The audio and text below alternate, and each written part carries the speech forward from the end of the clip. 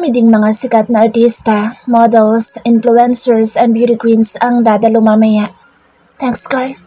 And congrats for a job well done. Malaking pasasalamat ko kay Carlo. Siya ang naging punong abala para maisakatuparan ko ito. And as a way of saying my thanks to him, ginawa ko siyang kapartner. He'll be in charge in the promotion and I'm still the CEO. Umiiyak pa nga siya nung sinabi ko magiging partner ko siya dito sa business. Ganyan talaga ang buhay. Kung sino yung nagpapahalaga sa'yo, pahalagahan mo rin. Just what Carlo did to me. Siya lang ang nagkalakas loob na magsabi sa akin tungkol sa lahat ng plano ni Katyana noon. Yun nga lang, huli na niya ito nasabi dahil pinagbantaan din pala ni Katyana ang buhay niya. Tinakot pa siya nitong idadamay pati ang pamilya niya kung magsusumbong ito sa akin. Pero kahit siguro sabihin sa akin ni Carlo noon, wala din siguro ako magagawa. Mayaman ang pamilya ni Katyana at maimpluwensya siya. Kayang-kaya nila akong baliktarin. Pasalamat na lang ako at nalagpasan ko ang mga iyon at ginawang motivation para maabot ko kung ano man ang meron ako ngayon. And of course, hindi ko pwedeng kalimutan ang mga taong tumulong sa akin. Maginhawa na rin ang buhay ng pamilya ni Daniela. I make sure that they get what they deserve. Dani is like a sister to me. Kung ano man ang tinatamasa ko ngayon, malaking bahagi dito ang tulong ni Daniela. I'm planning also to make another business at gagawin kong partner si Dani. And that way, maibalik ko man lang sa kanya ang lahat ng kabutihan niya sa akin. Ni wala akong narinig na reklamo mula dito. She's the best ever. Love, are you ready? I look at Akiro who's looking so hot in his emerald green Armani 3-piece suit. His outfit matches his vintage and traditional Ivy League haircut. Sobrang gwapo at bagay dito ang gupit niya ngayon. His winter gray eyes is steadfast and penetrating. Mukha lang itong matapang pero deep inside, he's the sweetest and most romantic person I know. Sabi ko noon, hindi ako magsasawang tumingin sa mga mata niya but lately, naiirita ako kapag tinititigan niya ako pero kung hindi naman ito tumitingin sa akin, mas naiinis naman ako. I don't know why I'm being weird. Mabuti nga at iniintindi na lang ako nito. Just like what happened yesterday. May nakita kaming kakilala nito. The girl is all smile while talking to him and this bird is smiling back widely na parang wala ako sa tabi niya. Nung tiningnan ko ang mga mata niyang parang tuwan-tuwa doon sa kausap niya, piniti ko ito. Like literally, I flicked his eyes and turned my back and leave him. I don't care if they think I'm rude. Sa yun ang nararamdaman ko. Super inis ako sa kanya. I didn't even talk to him until we reached home. At ito namang isa parang masayang-masaya pa sa pag-alburuto ko. I'm not really like that. Hindi ako mapanakit na tao. I'm calm and composed but yesterday, I don't know why I have that sudden outburst. Para akong batang inagawan ng laruan. Dinaig ko pa ang anak ko sa aking pag-iinarte. Love, untag niya sa akin dahil para ako na-hypnotize mo habang nakatingin sa kanya. Yes, I'm ready. Gusto kong irapan ang sarili ko. Arte mo, Priscilla. You're so beautiful tonight, love. He whispered and kissed my bare shoulder before kissing my lips. Buti at kiss-proof itong lipstick na gamit ko at hindi kumalat sa labi niya. Yeah? I said pretending that I'm not affected. Always the most beautiful, love, he said while gently looking at me. Ayan na naman yung mga tingin niyang nang aakit. Please, huwag ngayon. May party pa tayong dadaluhan. Pagpigil ko sa aking sarili. Lately, napapansin ko na konting dikit lang dito sa akin, nag-iinit agad ang pakiramdam ko. It's like I'm always craving for him. Kung dati pinipigilan ko itong sumama sa opisina, kabaliktaran naman ngayon. I want him to be by my side 24/7. Minsan nagbabangayan na nga ito at si Ace. Nagsiselos ang anak namin dahil palagi itong nakadikit sa akin. Minsan gusto ko pang palagi akong nakakandong o di kayo nakayakap sa kanya. So, clingy, Priscilla. Ang arte-arte mo talaga, girl. I love you, love. Malambing na sabi nito sa akin at pinatakan ng halik ang noo ko. But I think your dress is so revealing, which made you look so freaking sexy and hot. Napanguso ako. Dati naman hindi nito pinupuna ang mga sinusuot ko pero noon ko pa napapansin na ayaw nito kapag sobrang sexy ang mga sinusuot ko. pero hindi lang nagsasalita. Ngayon lang ito nagkalakas na loob na punain ako. It's so simple, Akira. Look. I turned around to let him see my full outfit for tonight. I'm wearing a lush, emerald velvet satin, body, hugging gown that perfectly shows my curves. The minimal strap and low back draw the focus to my figure and enhance my natural beauty. Carlo makes sure that this gown will show just the right amount of skin to be classy, yet alluring and make everybody turn their heads all night long to me. I heard him hiss after I did that. It's too revealing, love, he said while brushing his nose to mine. I can feel his fresh and minty breath that stirred something inside me. Oh shit, biglang nag-init ang pakaramdam ko sa simpleng galaw nito. Kalma, Priscilla. Kumalma ka. May party pang gaganapin mamaya. I feel that his calloused hands started to draw small circles in my back. Madam, are you ready? We're about to start the program. Sigaw ni Carlo mula sa labas. Let's go, love. He immediately grabbed my hands and assisted me to walk outside. Everybody is all eyes on us, but I think their attention is more on Akiro. Mas madami kasi ang babae sa event na ito. His charms never faded kahit may edad na ito. He's in mid-30s pero hindi halata sa ayos at tindig niya. May asim pa talaga ang Akiro baby ko. Press are taking photos of me and Akiro, kaya sinadya kong ipakita sa kanila ang pinakamatamis kong ngiti. Ladies and gentlemen, let's welcome the owner and CEO of Priscilla Dreamcatchers, Engineer Priscilla Montes. Anunsyo ng host. I had to give a short speech to welcome the guest. Lahat ay nagsipalakpakan nung pumunta ako sa gitna. Akiro even escorted me in front and stay at the corner at ilang di pa lang ang layo sa akin. Tila wala talaga itong balak na umalis sa tabi ko. Kaya napangiti ako sa aking isip. Mamaya talaga sa akin ang Saunders na ito. Mapapasubo talaga ako sa'yo. Thank you everyone for gracing the event tonight. The grand opening of Priscilla Dreamcatchers Modeling Agency. I'm delighted that all of you take part in this special occasion. We truly appreciate your time and efforts for sharing our happiness and success by just being here with us tonight. Ngumiti ako sa mga bisitang matamang nakikinig sa akin. This night would not have been complete and successful without your support and love. It's my honor to welcome you all to witness and be part of our team. Together, we will soar high. Carlo, thank you for being a good friend and I believe in you and you deserve it. Everyone, I would like also to introduce to you my business partner, Carlo. He's the one who make all these things possible. Congrats to you guys and to your team. Nakita ko pang naiiyak sa Carlo nung pinasalamatan ko ito. Gustong-gusto ko ang kabaitan ni Carlo. Hindi din ito kinalimutan ang team niya kaya hindi ako magdadalawang isip na tulungan siya. This type of people deserve all the goodness in the world. To everyone, looking forward to more fun and adventures. Keep dreaming and keep believing. Priscilla Dreamcatchers is willing to help you guys. Thank you and have a good night. Just when I finish my speech and the lights out, biglang nagdilim ang paligid. Dinig ko ang commotion na galing sa mga bisitang dumalo. Love? Tawag ko kay Akiro pero hindi ito sumagot.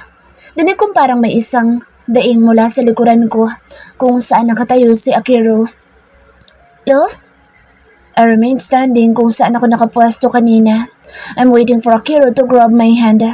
Bigla akong kinabahan nang may maramdaman akong humawak sa mga braso ko. Sinubukan kong kumawala dahil alam kong hindi iyon ang mga kamay ni Akiro. People around are started screaming. I was about to scream when I felt something covered in my mouth. Ilang segundo lang lumipas, naging malabo ang lahat sa akin. Everything faded hanggang sa wala na akong narinig. Naramdaman ko na lang na bumagsak ang katawan ko sa kung sino man ang may hawak sa akin. Nagising ako nakatali ang dalawang kamay at paa ko sa kama. Kahit anong pagpupumiglas ko, hindi ko kayang kalasin dahil sobrang higpit ng pagkakatali nito. Sobrang dilim ng paligid at wala ako maaninag kahit konti man lang. Nagsimula ng manikip ang dibdib ko at nahihirapan na akong huminga. May takot ako sa dilim pero kailangan kong labanan. Pakiramdam ko basang-basa na ako ng pawis dahil sobrang init dito sa loob. Gusto kong sumigaw pero pilit kong pinapakalmang aking sarili. I have to be strong. Hindi makakatulong sa akin kung magpapadala ako sa takot ko ngayon. Kailangan ko makapag-isip ng paraan paano ako makakalabas dito. I need to be strong for my son. Kailangan ko makaligtas para sa anak ko. Kailangan ako ni Ace. Asa na kaya si Akiro? Sana ligtas din ito. Sana hindi siya yung narinig kong dumaing sa likuran ko nung dinukot ako. I need his help. Sana mahanap niya ako bago pa mahuli ang lahat. Sinubukan ko ulit igalawang aking mga kamay. Baka sakaling lumuwag ang pagkakatali nito pero wala talaga. Biglang bumukas ang ilaw. Ipinikit ko ang aking mga mata dahil nasisilaw ako sa sobrang liwanag. Hey there, Priscilla! Boses ng babae sa speaker pero kahit pa hindi ko nakikita nagsasalita, alam at kilala ko kung sino ang mamay-ari nito. How's your sleep, my dear? Tanong nito sa akin na may patuyang tawa. Did you like your new room? Huwag kang duwag, Katyana. Kung talagang matapang ka, humarap ka sa akin. Sagaw ko sa kanya. Oh, you knew that it's me. Pumapalakpak pa ito. Tumawa ito ng malakas na halos mabingi ako dahil nalakasan din ito ang tunog sa speaker. Kahit hindi ka pa magpakita, Katyana, kilalang kilala kita. Isa lang naman ang demonyit ang kilala ko at ikaw yun. Talagang matapang yan tabas ng dila mo, Priscilla. Tingnan ko lang kung magiging matapang ka pa. Kung makikita mo, makakasama mo dyan sa loob mamaya. Inikot kong aking tingin sa palibot. Dalawang malalaking speaker ang nasa sulok. May spotlight at may isang camera ang nakatapat sa akin. Walang bintana ang kwarto pero full glass ang isang bahagi ng wall nito. I don't know if she's watching through the camera or baka one-way itong glass wall at doon siya nanonood. Ayoko mang matakot pero unti-unti na akong kinakabahan.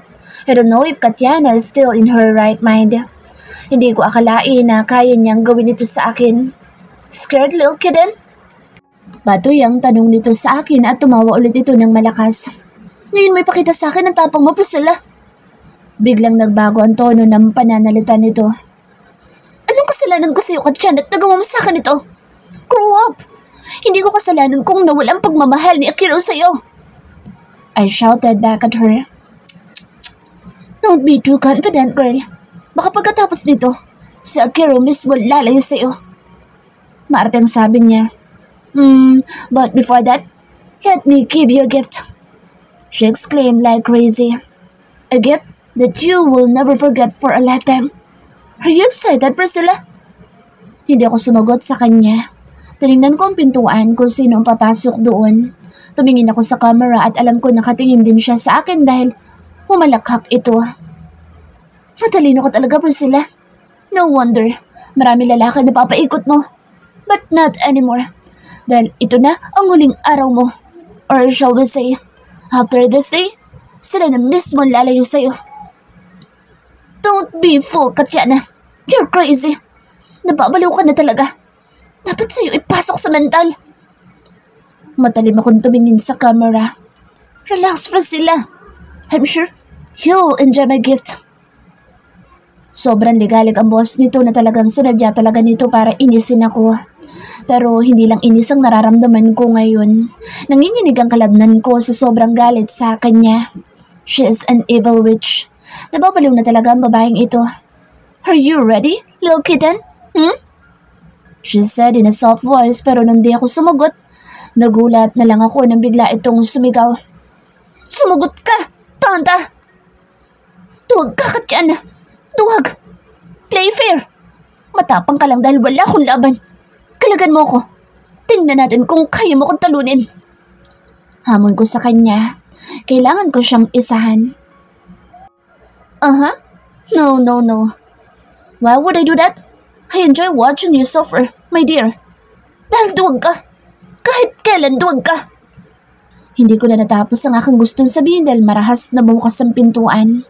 Parang tumigil ang mundo ko nang makita ko ang sino mang bumungad sa akin. Humahangos ito at pawisan. Gulong-gulo pa ang buhok nito. Wala din sa ayos ang damit nito. Sobrang layo niya sa taong nakilala ko.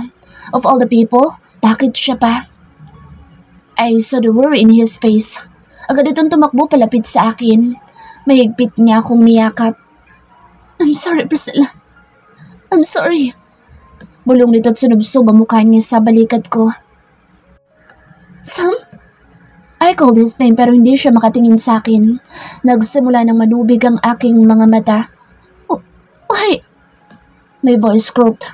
Hindi ko na mapigilan ang pag-uunahan ng mga luha ko. I can't believe Sam can do this to me. I will explain to you later but please, huwag ka muna magalit sa akin. I have my reasons. Bulong nito sa akin. I treated you as my best friend, Sam. Para na kitang kapatid. Saksi ka sa lahat ng paghihirap ko, pero bakit? Bakit mo nagawa sa akin to, Samuel? Tanong ko sa kanya sa nanginginig na boses. Basang-basa na rin ang mukha ko sa dami ng luha na lumabas sa mga mata ko. Priscilla, please. Pagmamakaawa nito, kitang-kita ko ang kalungkutan sa kanyang mga mata. I can't understand him. Bakit kailangang umabot kami sa ganito? Bakit kailangan niya makipagsabuatan kay Katyana? Anong kinalaman ni Sam dito? Naguguluhan ako. So, how's my gift, Priscilla? Did you enjoy it? Are you surprised? Tumawa ulit ito ng malakas. Hindi ko pinansin ang panunuyan ni Katyana at nalilito ako't nasasaktan sa aking nalaman. Poor Samuel, kahit ilang taon ka pang magsakripisyo, hindi ka mapapansin na malanding niyan. She only used you, Sammy. She's a selfish bitch. Walang ibang iniisip kundi ang sarili niya. For how many years that you've been together, hindi ka malang niya nagawang mahalin. Kawawa ka naman, Samuel. You're not a Del Rosario para lang maisahan ang isang problema landi. Stop, Katyana! Sigaw ni Samuel dito. Why, Sammy? Are you scared of her? Do you want me to tell her about our dirty little secret? Don't listen to her, Priscilla. I can explain to you. He tried to cover my ears pero nagpupumiglas ako. I want to hear everything even if it's tearing me into pieces. How could you do this to me, Samuel? I trusted you with my whole life. I said, crying. I cried not because I sided with Katyana, but I cried because I feel betrayed by my best friend, the one whom I thought valued our friendship. Ang isang taong inakala kong hindi ako kayang saktan. Huwag ka munang umiyak, Priscilla, cause I'm not yet done with my story. Singit ni Katyana sa usapan namin. Let me start with your supposed to be wedding day. Pumalakpak ito na parang tuwan-tuwa sa kanyang ginagawa ngayon. Don't listen, Priscilla. Pilit na tinatakpan ni Sam ang tenga ko pero dinig na dinig ko pa rin ang sinasabi ni Katyana.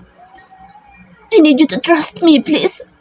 Priscilla, trust me. Do you know that your best friend and best buddy, Samuel here, knew about my plan? My word collapsed upon hearing those words from her. Nalilit akong tumingin kay Samuel na ngayon ay naluluha na. Aren't you surprised, Priscilla dear? She chuckled. Yes, alam ni Samuel na ako ang may pakana na lahat. He knew about my plan and he didn't do anything to stop me because gusto ko din niyang mapa sa kanya. Stop with your lies, Katyana! He shouted. Huwag mo akong idamay sa kabaliwan mo. Why, Samuel? Are you scared that this little kitten will load you? Do you think she cares? Wala siyang pakalam sa nararamdaman mo, Sammy. Wake up! Ginamit ka lang ng babaeng yan. Sam? Okay, Samuel. I will give you the chance to tell her your side before we will start with our little show. Nakakalokong sabi nito. Sam tried to reach me pero umiling ako sa kanya. Kitang-kita ko ang lungkot at pagsisis sa mga mata nito pero para saan pa? Nakaya niya itago sa akin ang lahat. Nakaya niya akong traidorin. I'm sorry, Priscilla. Yes, I knew about her plan but I tried to stop her. She threatened me that she will kill Kiro pag itinuloy mo ang kasal. Pero wala itong nagawa dahil pinabantayan ko si Sanders. Nakita kong may luhang tumakas sa mga mata nito. Yes, Priscilla. That night, before your wedding, I hired someone to look after him to make sure that he'll be safe. Kahit na nasasaktan ako, kahit na alam ko nakaagaw ko siya sa'yo, kailangan ko siyang protektahan. Ganun kita kamahal, Priscilla, na mas pipiliin kong matuloy ang kasal niyo kahit na masaktan man ako. Sunod-sunod ang pagpatak ng mga luhan niya. Dinig kong pumalakpak si Katyana. Go on, Samuel. Ituloy mo ang kwento. I'm listening. But I don't know what happened, Priscilla. Why he had to run away from you. Promise. I really don't know. You wanna know why, Samuel?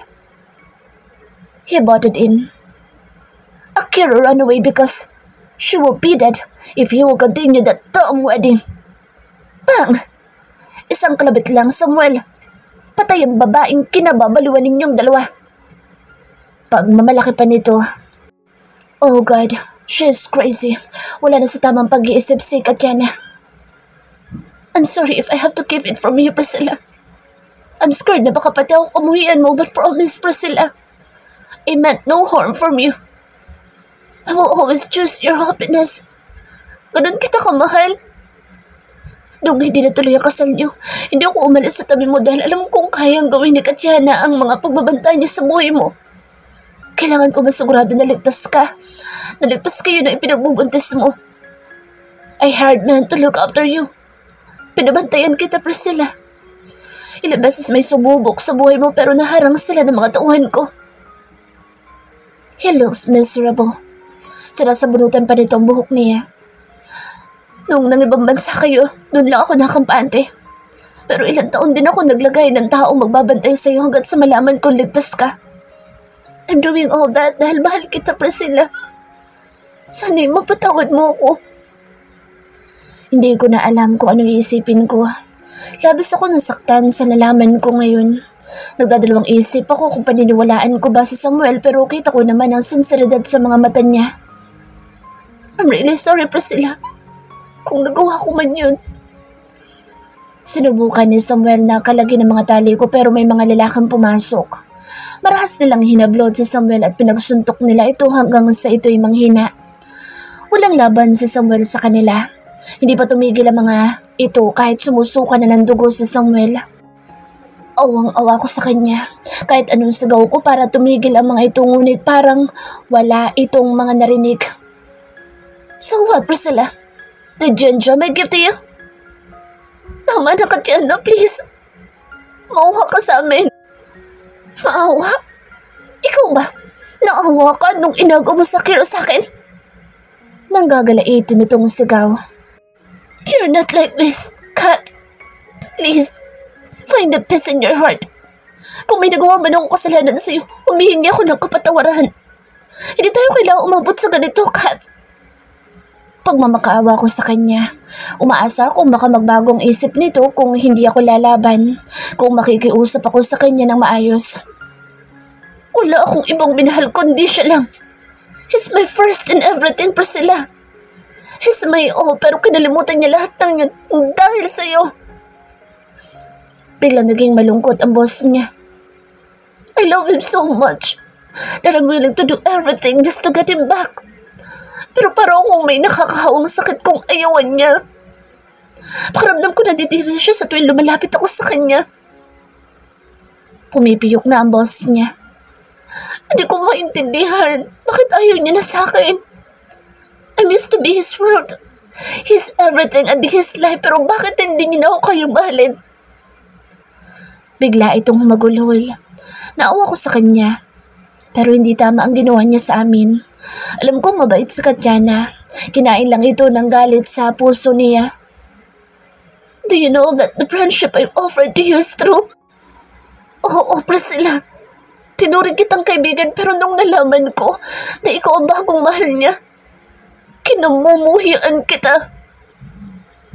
God, please. You wanna know how I found out? I saw your photo in his phone. I'm curious kaya pinaimbestigahan kita pero nang nalaman kong nasa isla ka, binaliwala ko ang lahat. But destiny brought you here. Iisang paaralan pa talagang pinasukan natin. Matabang itong tumawa. And about that pageant, it was all planned. Talagang pinilit kitang isali dahil gusto kong patunayan na wala siyang gusto sa'yo but I was wrong. Very, very wrong. Ako po mismo ang nagbukas ng pinto para magkakilala kayo and that's bullshit. Katyana, please. Don't do this. Hindi ka masama, Kath. Please, Ma. Enough of this drama. She said. Give Samuel my gift to him. I saw his men drag some in the corner.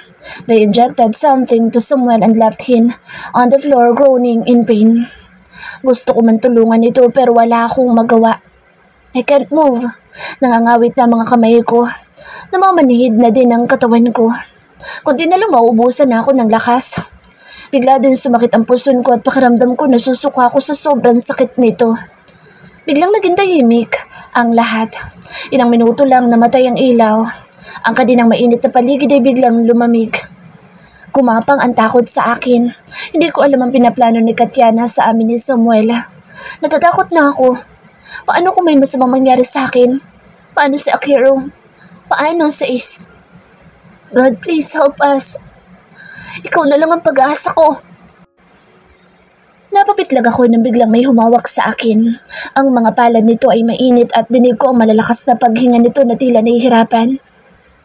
Sam? Tanong ko dahil wala akong makita sa sobrang dilim ng paligid. Priscilla. Sagot dito sa napapaos na boses. Halos pangilabutan ako nang inilapit nito ang mukha niya sa akin. Ang hangin mula sa kanyang hininga ay pumapaypay sa aking mukha. Marahang gumapang ang mga kamay niya sa bato ko at marahan niya itong minamasahe. Kinikilabutan ako. Bakit ganito ang paraan ng paghahawak ni Samuel sa akin? Iba na ang nararamdaman ko. Biglang bumilis ang tibok ng aking puso.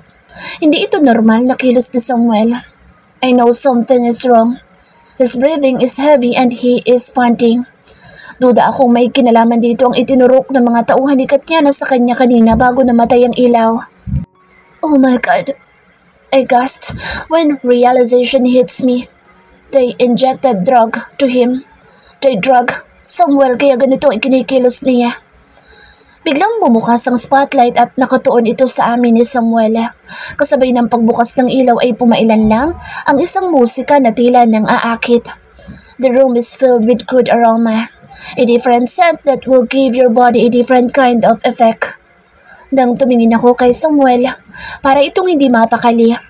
Pakiramdam ko naging iba ang mga tingin niya sa akin. Ang mga mata nito ay parang nalalasing. Desire and lust is evident in his face. I feel something is weird in his actions. Totoo ang hinala ko. Umeepekto na ang droga sa katawan niya.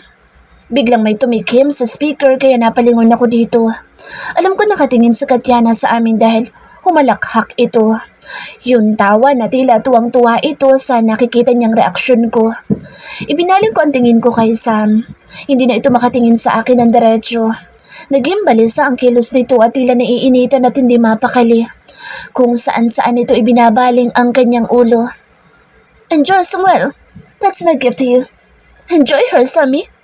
I know that you long to touch your dear Priscilla. It's your chance to feel her and to taste everything about her, Sam. Go on, Samuel. Enjoy my precious gift to you. Katyana said in a warm and seductive voice na tila nag-uudyo kay Samuel. Nagawan ako ng masama.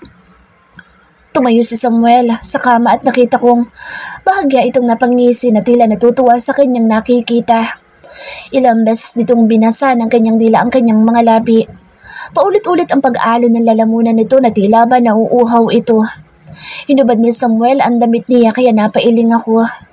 Alam kong wala na si Sam sa tamang pag-iisip. He can't do this to me. Samuel is a true gentleman. Napatunayan ko iyon sa loob ng ilang taon namin pagsasama bilang magkaibigan. Priscilla, I feel hot. I don't know but... Masuyo itong tumingin sa akin. Nakikita ko naguguluhan ang mga mata nito pero napapalitan din ito ng ibang pagnanasa. No, Sam. Please, labanan mo. Labanan mo sarili mo, Sam. Mahawa ka sa akin. Nagsimula na ako manginig sa takot. Alam kong umeepekto na ang ginawa nila kay Samuel. Umeepekto na ang droga sa katawan nito kaya hindi na nito kayang kontrolin ang sarili niya. Priscilla. He touched my face kaya nanigas ako. I love you so much, Priscilla. Masuyong sabi nito sa akin at pinatakan ng halik ang noo ko. Ang ekspresyon ng mga mata nito ay pabago-bago. Dumadaan ang pagkalito sa mga mata niya pero napapalitan din agad ito. Katiana! Why are you doing this to us? Sigaw ko pero humalakhak lang ito na tila nag-e-enjoy sa kanyang nakikita. Relax, Priscilla. Let my dear friend Sammy enjoy. Ilang taon din kayo nagsama? Patikimin mo naman siya. Sabi nito at saka tumawa ulit ng malakas. How could you do this to us? You're an evil. Wala akong kapatawaran. Walang kapatawaran itong ginawa mo sa amin. Nagsusumigaw ako habang patuloy ako nagpupumiglas. Samuel started to travel around my body, touching every part of it. Sam, please, wag. Samuel, no! I shouted para mahimas-himasan ito pero wala na ito sa sarili niya. Hinubad na nito ang pantalon niya, tangang brief niya na lang ang natira. Oh God, help me. Help us, Lord. Dasal ko na sana may tumulong sa amin. I feel that my body become numbed and I can't move.